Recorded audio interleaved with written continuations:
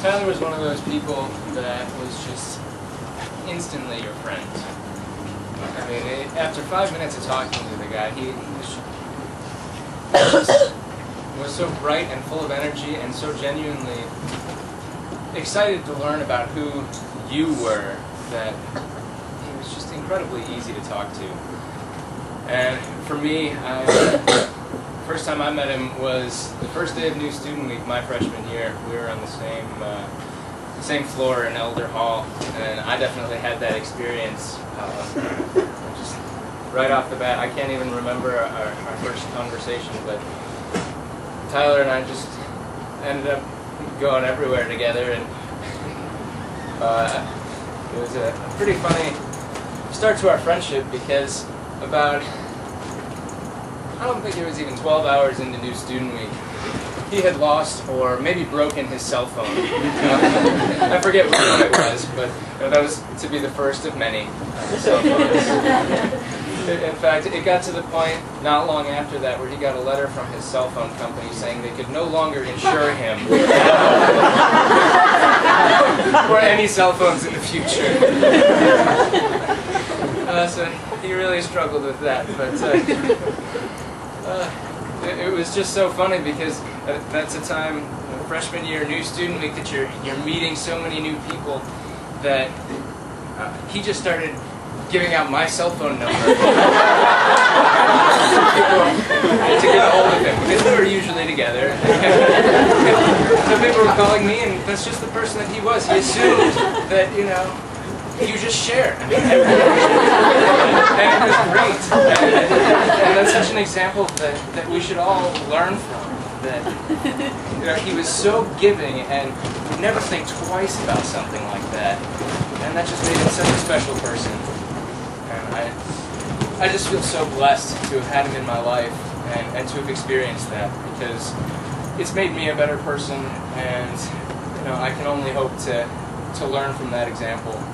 That, you know, everybody else is more important than I am, and that, you know, what's mine is yours, and you know, you have something to learn from everybody that you meet. And Tyler really lived that out in such a special way. And I'm just so honored to call him my friend. What an amazing guy. I'm sure that a lot of you feel the same way. Our time together was shorter than anybody would have anticipated, but so special. And so I think one of the most incredible parts of his character was just the way that he made you feel special, and it's very evident to me in the way that he interacted with children. I don't know if any of you got a chance to see Tyler around little kids, but it was just the most incredible thing, the way that little children would instantly be friends with him. They were so comfortable around him, and he was so comfortable with them, and you know, he would just light up around them, and he loved playing with little kids, and just anybody. But that's just such a good example of who he was and how he would reach out to anybody that was around you. And it just makes me smile to think of, you know, when we were living in 1102 Foster Street, a street that wasn't, there was a lot of tension between the townsfolk and the college kids.